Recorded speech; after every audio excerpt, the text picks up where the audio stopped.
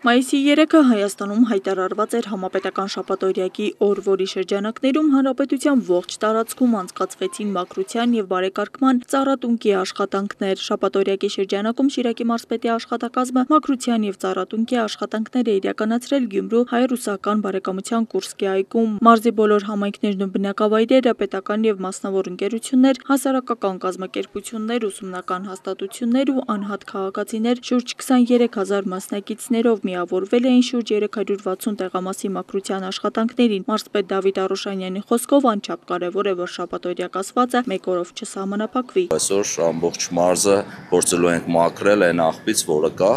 եւ այսօրվա խորհուրդը կուզենամ, որ ոչ թե միայն այսօր լինի շաբաթօրյակ Գյումրու մարզի համար, այլ նաեւ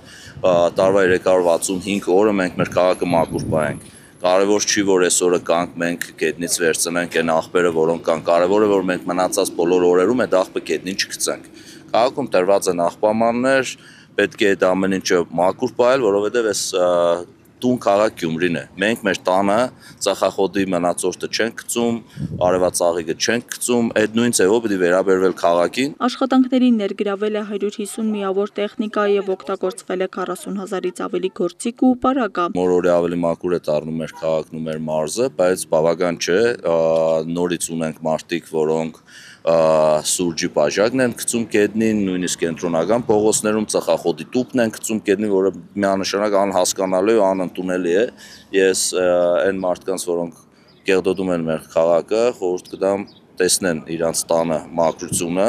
ու վարվեն նույն ձև մեր քաղաքի հետ։ Շրջակա միջավայրի մաքրությունն ու բարեկարգ վիճակը պետք է դառնան ոչ թե ժամանակավոր, այլ շարունակական եւ առաջնահերթ խնդիր յուրաքանչյուրի համար, այս համոզմունքն ունեն աշխատանքներին մասնակցություն ունեցած անձինք։ Շաբաթօրյակները քաղաքը մաքուր պահելը եւս դաստիարակության մաս է համարվում եւ ամեն ինչ սկսվում է դպրոցից։ Մենք պետք է օրինակ ծառայենք եկող սերնդին, որովհետեւ մաքուր պահեն քաղաքը, իրենց տարածքը, միջավայրը։ Միջավայրի պահպանությունը շատ կարևոր գործոն է։ Կարևորը գիտակցեն, որ աղբը չպետք է գետին թափեն, դաստիարակեն իրանց երեխաներին։ Ամենակարևորը դա է։ Մաքրությունը սկսվում է երեխի դաստիարակությունից։ Մենք կցրենք, որ մաքուր է քաղաքը, լեննականը մաքուր է, կերտող չեղնի։ Մարզի տարբեր համայնքներում մի շարք հաստատություններ, կազմակերպություններ ու քաղաքացիներ իրենց մասնակցությամբ ցույց տվեցին, որ մաքուր եւ առողջ միջավայր ունենալու ուղին սկսվում է յուրաքանչյուրի քայլից։ Աստղիկ Խաչատրյան, Խան Հովհաննիսյան, այսօր։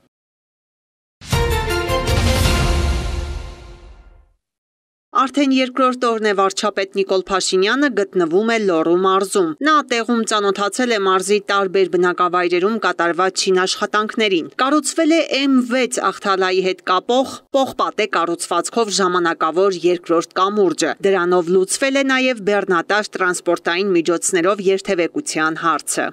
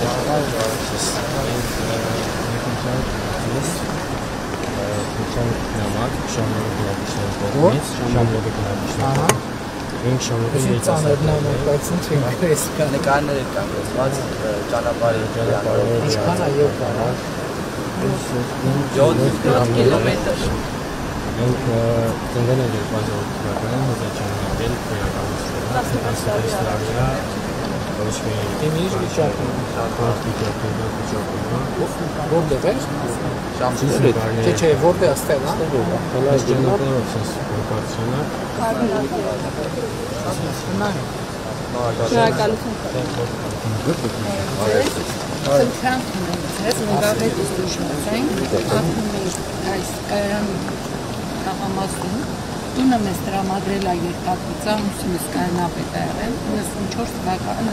թվականից ապրում ենք այդ տանը։ Դա ինքնաշենչ, դա մեզ տվել է երկաթգիծը, բայց երկաթգիծը այդ տունը հատկացրել է,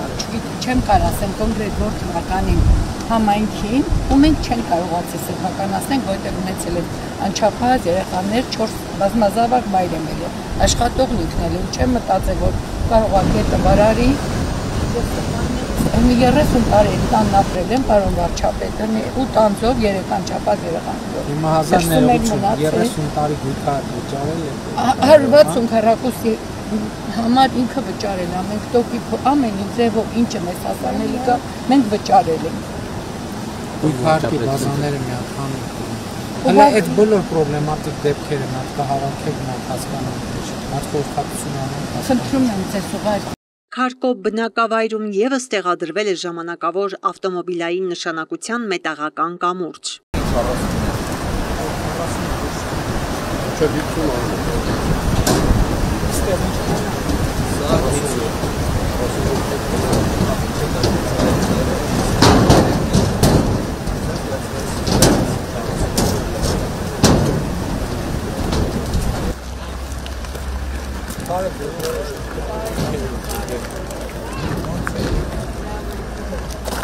Ասենք գանք տենանք ոնց է եղել կամուրջ է, էլի։ Բարև խնդիրներ են։ Ինչ խնդիր։ Խնդիր բարձր։ Առանց խնդիր ոնց կլինի բա։ Շատ կլինի։ Որն է ամենակարևորը մի հատ ասա։ Մի հատ խնդիր ասեմ այդ մեր դանդի խնդիրն է։ Դուք այս դամբերը որ կա լրիվ տրակած վիճակ է։ Եթե հիմա աստվածչան այդքան չվարարի սովորական վարարած հետը ամբողջ դա սա մեր ամենը չէ այդ կարգին տարածություն։ Վարչապետ Նիկոլ Փաշինյանն այցելել է նաև Բերթավան բնակավայրի Ղալինջաքար ամրոց։ Եթե վերցնենք զուտ պատմական տեսանկյունից 1123 թվականին առաջին անգամ ամրոցը հիշատակվում է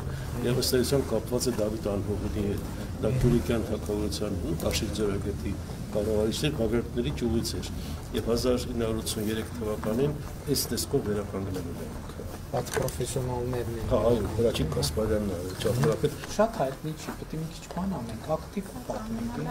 Բայց ինքը իսկապես տուրիստների գալի տեղ է, էլի շատ։ Իհարկե, տուրիստները ման են գալիս, այն եկեղեցին է քեվի։ Այո, վերթը կա, եկեղեցին կա, իսկ եկեղեցու պատմությունը։ Եկեղեցին էլի 16-17-րդ դարի, բայց հետարքի ուրիշ բան կա, որ էլի վերակառուցված է Սուրբ Նշան։ Սուրբ Նշան վերակառուցված է։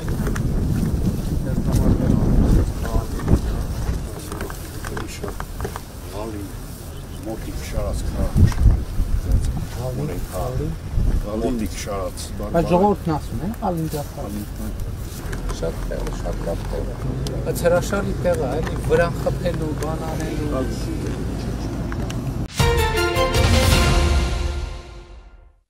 21-րդ քրոմոսոմի տրիսոմյան, նույն ինքը Դաունի սինդրոմի համախտանիշին համապատասխան գենետիկական պատկերն է, որը մեր մոտ հայտնաբերվել է։ Նախածննդյան սկրինինգային ոչ ինվազիվ NIPT թեստը արդեն իրականացվում է նաև մեր երկրում։ Այն հնարավորություն է տալիս կանխատեսելու պտղի գենետիկ խաթարման ռիսկերը։ Սեկվենավորումը թույլ է տալի կարդալ տառ դնթ մարդու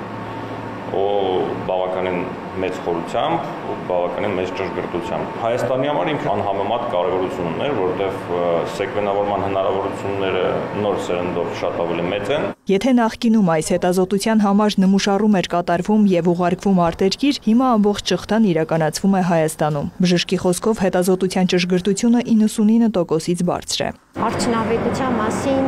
արդեն իսկ հրապարակվել են շուրջ 70 գիտական հոդվածներ եւ ներդրվել է արդեն 100 երկրներում եւ 10 տարի արդեն կա շուկայում եւ մեր հերթներ ներդնելու մենք էլ ներդրեցինք, որպեսզի մենք ունենանք առողջ սերունդ եւ յուրաքանչյուր ապագա մայր 9 ամիսների ընթացքում ունենա հանգիստ միտք, որ ունենալու է առողջ բալիկ։ Թեստի միջոցով հնարավոր է կանխատեսել ոչ միայն առավել տարածված Դաունի համախտանիշը, այլև Էդվարդսի Պատաուի սինդրոմները, սեռական քրոմոսոմների խաթարումները։ Ըստ ԱՀԿ տվյալների աշխարհում 750 երեխայից մեկը ծնվում է Դաունի համախտանիշով։ Հայաստանում տարեկան մենք ունենում ենք 40,000 ծնունդ եւ 30-35 հնարավոր Դաունի համախտանիշներից 30-ը Հայաստանում ծնվում են, 25-ից 30-ը, սա շատ բարձր ցուցանիշ է, այսինքն մենք ունենում ենք մոտ հնարավոր դեպքերի 85%-ը ծնվում են եւ մեր ներդրման նպատակն է եղել, որ այդ տոկոսը փորձենք նվազեցնել։ Հետազոտության պատասխանում նշվում են բարձր ու ցածր ռիսկերը։ Եթե օրինակ կա բարձր ռիսկ, ապա պետք է իրականացվի նաև ախտորոշիչ թեստավորում։ Մասնագետը միջազգային ուղեցույցների թարմացումներն է մեջ բերում։ Եթե նախկինում այդ ուղեցույցերը խորհուրդ էին տալիս, որպեսզի այս հետազոտությունը իրականացվի միայն բարձր ռիսկ ունեցող կանանց մոտ, իսկ բարձր ռիսկ համարվում է օրինակ տարիքը, ապա նոր ուղեցույցերի համաձայն, թարմացված ուղեցույցերի համաձայն խորհուրդ է տրվում, որ բոլոր կանայք պետք է անցնեն այս հետազոտությունը մի պարզ պատճառով, որովհետև այս թեստն է, որ ունի ամենաբարձր զգայունությունը։ Հետազոտությունը իրականացվում է հղիության 10-րդ շաբաթից սկսած։ Այն առայժմ վճարովի է, բայց այստեղ հուսով են, որ մոտ ապագայում կներառվի պետպատվերի ցանկում եւ հասանելի կլինի բոլոր ապագա մայրերին։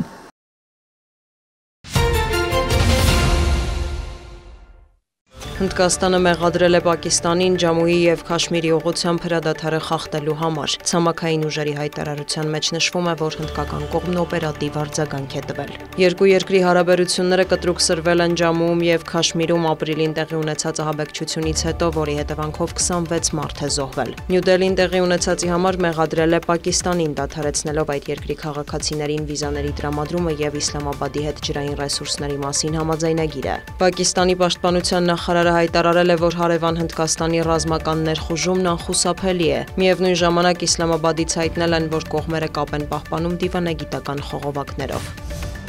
Ռուսական ուժերը անօդաչուներով հարվածել են Խարկովին, վերջին տվյալով 50-ից ավելի մարդ է տուժել։ Վոլոդիմիր Զելենսկին հայտարարել է, որ թիրախավորվել են բնակելի թաղամասեր։ Մինչ աշխարհը տատանվում է որոշումներ կայացնելու հարցում, Ուկրաինայում գրեթե ամեն գիշեր սարսափ է տիրում։ Հարկավոր է ամրապնդել մեր օդային պաշտպանությունը, մեզ անհրաժեշտ են ուժեղ որոշումներ եւ իրական լուծումներ Կիևի գործընկերներից, Միացյալ Նահանգներից, Եվրոպայից, նրանցից, ովքեր ձգտում են խաղաղության, շեշտել է Ուկրաինայի նախագահը։ Նա կոչ է արել միջազգային հանրությանը պատժամիջոցներ կիրառել եւ ճնշում գործադրել Մոսկվայի վրա։ Ռուսաստանի պաշտպանության նախարարությունն էլ հայտնել է, որ գիշերը հոբ համակարգերը 170 ուկրաինական անօդաչու թռչող սարք են խոցել։ Թիրախում են եղել Կրասնոդարի երկրամասը, Ռոստովի, Բրյանսկի, Կուրսկի, Բելգորոդի մարզերը։ Պայթյուններ են լսվել Ղրիմում, հաղորդվում է, որ Նովորոսիսկում բնակելի շենքեր են վնասվել կամ տուժածներ։ Քաղաքում արտակարգ դրություն է հայտարարվել։ Պետքարտուղարության խոսնակը մեկնաբանել է մամուլում տարածված տեղեկությունը, որ Վաշինգտոնը հրաժարվում է ռուս-ուկրաինական կարգավորման գործընթացում միջնորդությունից։ Թեմի Բրյուսը հայտարարել է, եթե բանակցություններում առաջընթաց չլինի, ամերիկյան կողմի դերակատարման բնույթը կփոխվի, ինչի մասին բազմիցս ասել են ԱՄՆ նախագահը եւ պետքարտուղարը։ Որոշ լրատվամիջոցներ մեր հայտարարությունները ներկայացրել են որպես Ուկրաինայից կամ խաղաղության գործընթացից հրաժարվելու ազդանշան։ Դա ճիշտ չէ։ Հիմա մենք միջնորդի դերում ենք, սակայն եթե Մոսկվան եւ Կիևը ջանքեր չգործադրեն, հետ կքաշվենք։ Դա չի նշանակում, որ հրաժարվում ենք հրադադարի հասնելու ցանկությունից, մանրամասնել է Պաշտոնյան։ Երեք լրագրողների հետ ճեպազրույցում Թեմի Բրյուսը հայտարարել էր, որ Վաշինգտոնը կշարունակի անհրաժեշտ աջակցություն տրամադրել, սակայն այլևս չի պատրաստվում յուրաքանչյուր կանչով մեկնել աշխարհի մի ծայրից մյուսը հանդիպումներ միջնորդելու համար։ Ժամանակն է, որ Ուկրաինան եւ Ռուսաստանը ներկայացնեն հակամարտության ավարտի վերաբերյալ իրենց գաղափարները։ Այժմ ամեն ինչ կախված է նրանցից, նշել է պետքարտուղարության խոսնակը։ Իսրայելը կրկին հարվածել է Սիրիային։ ԶԼՄ-ները գրում են, որ ավիահարվածներ են հասցվել Դամասկոսում եւ մայրաքաղաքի արվարձաններում գտնվող ռազմական օբյեկտներին եւ Թուրքիայի հետ կապ ունեցող ուժերին։ Տեղական լրատվամիջոցների տվյալով մեկ քաղաքացիական անձ է զոհվել կամ տուժածներ։ Երեկ էլ Իսրայելի վարչապետը եւ պաշտպանության նախարարը հանդես են եկել համատեղ հայտարարությամբ տեղեկացնելով Դամասկոսում նախագահական պալատի մոտ գտնվող թիրախին հարվածելու մասին։ Բենյամին Նեթանյահուն եւ Իսրայել Կացը նշել են, սա հստակ ազդանշան է սիրիական ռեժիմին։ Մենք թույլ չենք տա զորքեր ուղարկել Դամասկոսից հարավ կամ սպառնալ Դրուզների համայնքին, նշված է հայտարարության մեջ։ Օրերս տեղեկություններ են տարածվել, որ Դամասկոսի մոտակայքում բախումներ են եղել զինված խմբավորումների եւ դրուզների ներկայացուցիչների միջև։ Սիրիայի ներքին գործերի նախարարությունն ավելի ուշ հայտնել է իրավիճակը վերահսկողության տակ վերցնելու մասին։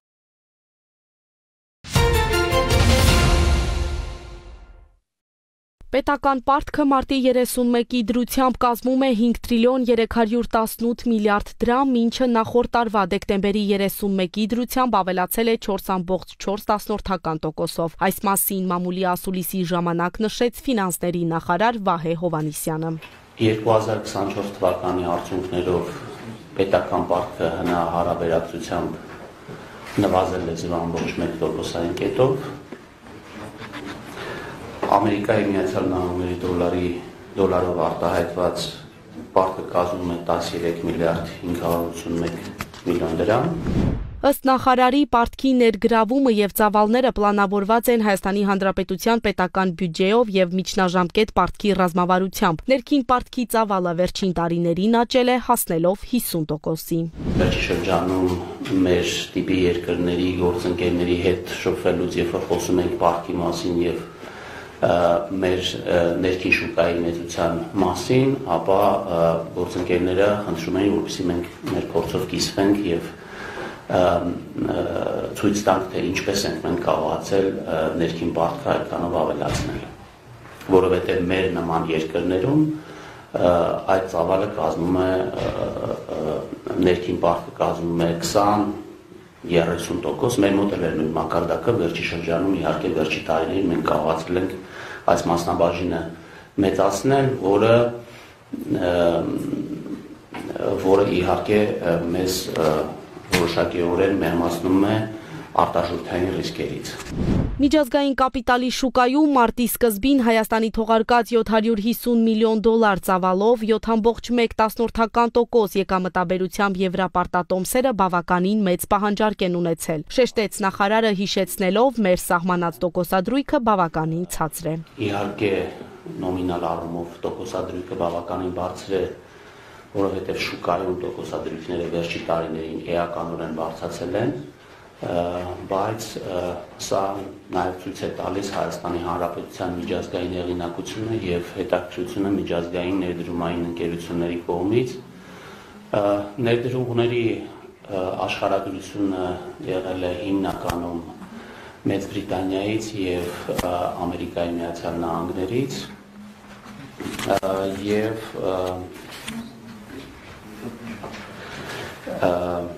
Եվրոպան 14%, Մեծ Բրիտանիան 45%, ԱՄՆ 34% եւ Միջին Արևելք եւ Հյուսիսային Աֆրիկան 5%։ Եվրապարտատոմսերի մարման ժամկետը 10 տարի է, դրանց թողարկումից ստացված զուտ հասույթը կօգտագործվի պետական բյուջեի դեֆիցիտի ֆինանսավորման նպատակով։ Սա Հայաստանի կողմից միջազգային կապիտալի շուկայում եվրապարտատոմսերի 5-րդ թողարկումն է։ 2025-ին եւ 26-ին նոր պարտատոմսեր չեն պլանավորում թողարկել։ Ասուլիսի ընթացքում խոսվեց նաեւ ամուլսարի գործարկումից, որը կարող է դրական ազդեցություն ունենալ։ Այո, ամուլսարի գործարկումը կարող է ունենալ դրական ազդեցություն, եթե այս տարի արդեն աշխատանքը սկսվի, դա կարող է որոշակիորեն մեր գնահատմամբ 0.5%-ի շրջանակներում ազդեցություն ունենալ։ Այն ինչ որ մենք դրել ենք բյուջեում որպես տնտեսական աճի ցուցանիշ, այդ ցուցանիշին մենք կարողանանք հասնենք։ Քովիդ, պատերազմ եւ մի շարք այլ հանգամանքներ տնտեսության զարգացման համար դժվարություններ են առաջացրել, բայց Հայաստանի Հանրապետության տնտեսությունը վերադառնում է պոտենցիալ աճին 5-ից 5.5%-ին, ամփոփեց Վահե Հովհաննիսյանը։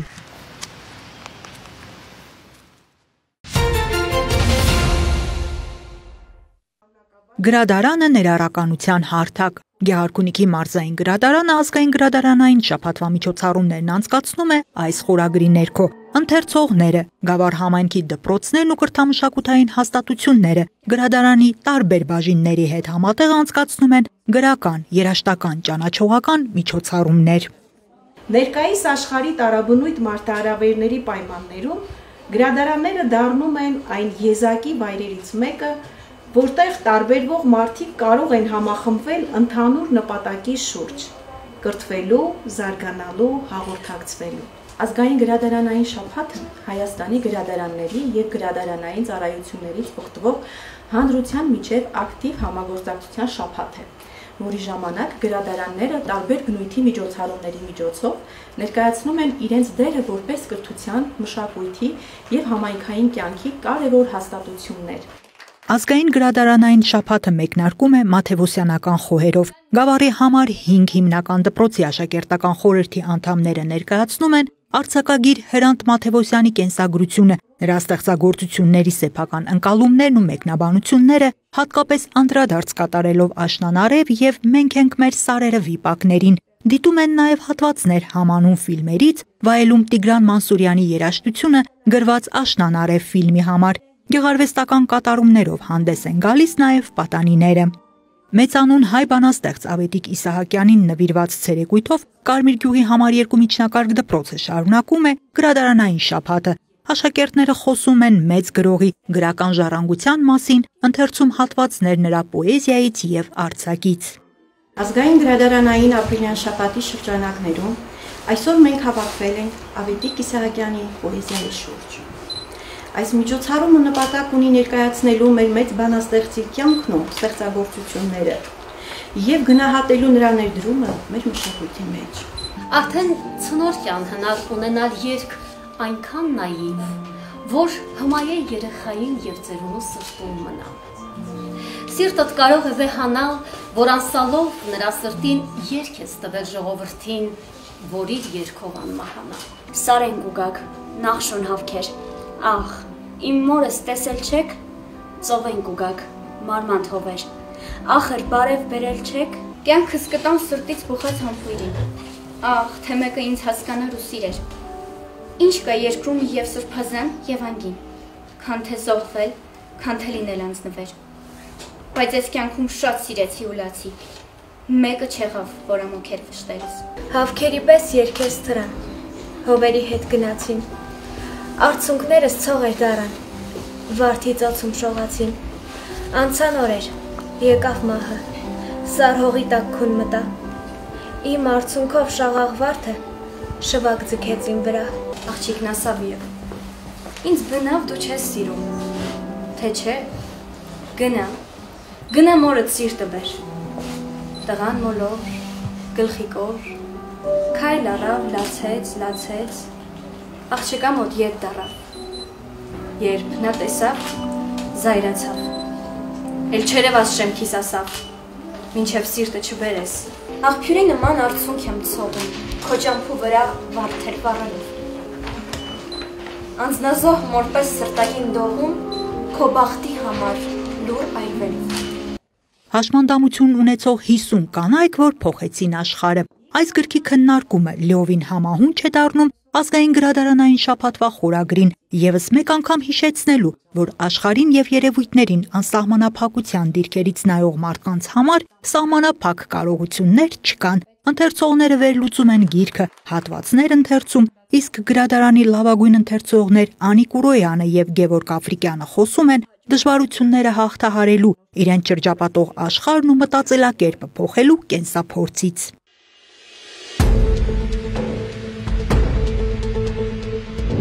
Ապօրինի թմրաշրջանառության դեմ հետևողական պայքարը ներքին գործերի նախարարության ոստիկանության ուշադրության կենտրոնում է, ինչը պարբերաբար փաստվում է թմրամիջոցների առանձնապես խոշոր չափերը մի քանի անգամ գերազանցող խմբաքանակների հայտնաբերումներով։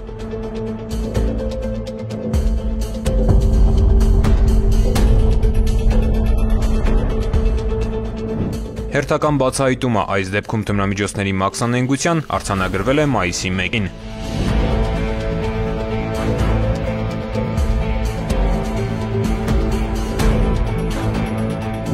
Քրեական ոստիկանության թմրամիջոցների անօրինական շրջանառության դեմ պայքարի վարչության ծառայողները օպերատիվ հետախուզական ծավալուն միջոցառումներով տեղեկություն էին ձեռք բերել, որ արտերկրից Երևան ժամանող 52-ամյա մի տղամարդու ուղեբեռում առանձնապես խոշոր չափերով տարբեր տեսակի թմրամիջոցներ կան։ Տեղեկությունը փոխանցվել է պետական եկամուտների կոմիտե համապատասխան հսկողություն սահմանելու նպատակով։ Ապօրինի թմրաշրջանառության դեմ պայքարող քրեական ոստիկանները օպերատիվ տվյալները վերջնականապես իրացնելիս համագործակցեցին պետական եկամուտների կոմիտեի մաքսանենգության դեմ պայքարի վարչության եւ համայնքային ոստիկանության Զվարթնոց օդանավակայանի բաժնի ծառայողների հետ։ Արդյունքում Աթեն-Երևան չվերթի ժամանումից հետո մաքսային զննման ենթարկվեց 52-ամյա տղամարդու ուղեբեռը, հայտնաբերվեցին ընդհանուր 4000-ից ավելի էքստազի տեսակի թմրամիջոցի հաբեր, 970 գրամ կոկային, 885 հատ բուպրենորֆին տեսակի թմրամիջոց պարունակող սուբուտեքսի հաբ, 5 գրամ նույն հաբի վնասված կտորներ, ինչպես նաև տարբեր գրառումներով 15 դեղապատիճ։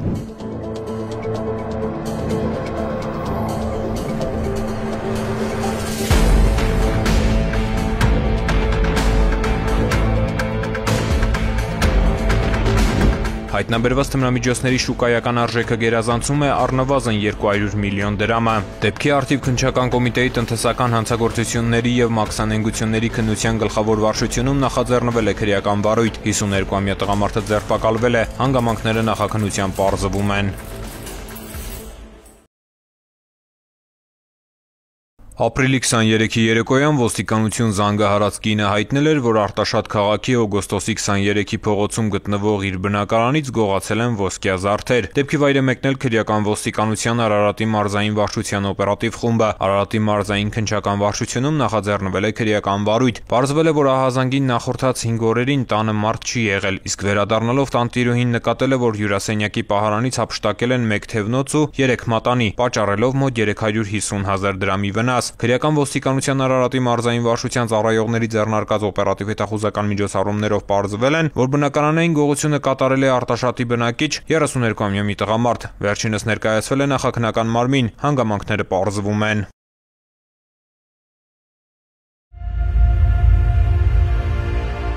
Քրեական ոստիկանությունում ծառայությունը լի է մարտահրավերներով, պատասխանատվության ու պայքարի դրսևորումներով։ Այդ ճանապարհին առանձնանում են ծառայողներ, որոնք նվիրվածությամբ, աշխատասիրությամբ ու մասնագիտական հմտություններով դառնում են օրինակելի։ Այդպիսի ծառայողներից է քրեական ոստիկանության Երևան քաղաքի վարչության ավագ քրեական ոստիկան Էդուարդ Հարությունյանը, 2024 թվականի լավագույն քրեական ոստիկանը։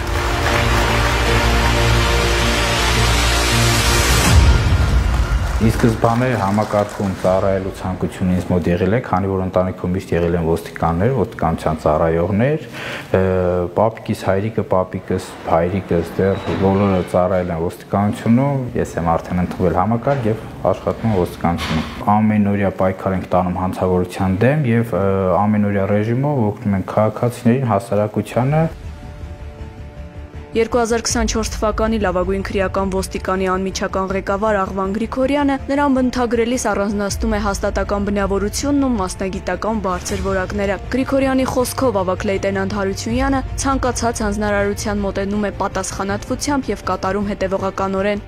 Քրեական ոստիկանության ստեղծման օրվանից Էդուարդ Հարությունյանը աչքի է ընկել իր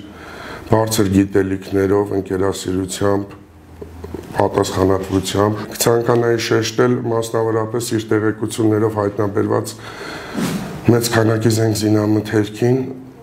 թվով 29 մարտական տարբեր տեսակի ատրճանակների եւ 1000-ից ավելի զինամթերքի մասին է խոսքը։ Ունի բացահայտած տարբեր տեսակի հանցագործություններ, հետախուզվողների հայտնաբերում։ Գործընկերները վստահեցնում են, նույնիսկ ամենաբարդ իրավիճակներում Էդուարդ Հարությունյանը կարողանում է դրսևորել կենտրոնացվածություն եւ սառնասրտություն։ Նրա համար մարդկանց անվտանգությունն ապահովելն ու հանցավորության դեմ պայքարը կենսակերպ է, անկախ կոչումների կամ պարգևների արժանանալու հանգամանքից։ Եվ հենց այդ նվիրման ու ամենօրյա սրտացավ աշխատանքի արդյունքում էլ Էդուարդ Հարությունյանը 2024 թվականին հայտնաբերել է առանձնապես ծանր հանցանքների, այդ թվում սպանության փորձի մեղադրանքով հետախուզվող 3 անձի։ Էդուարդ Հարությունյանը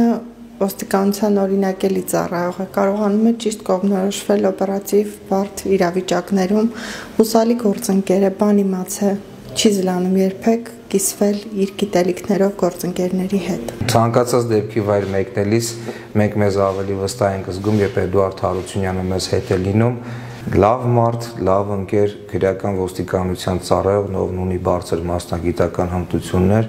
ինչն այսօր անփոխարինելի է հանցավորության դեմ պայքարում։